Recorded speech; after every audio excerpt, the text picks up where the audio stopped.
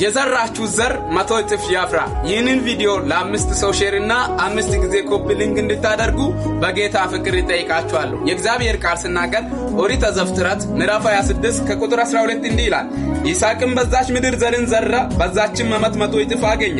እግዚአብሔርም ባረከው፣ ባለጠጋ ሰውም ሆነ፣ እጅግም እስኪበልጥ ድረስ እየጨመረ ይበዛ ነበር እያለ እግዚአብሔር ቃል ይናገራል።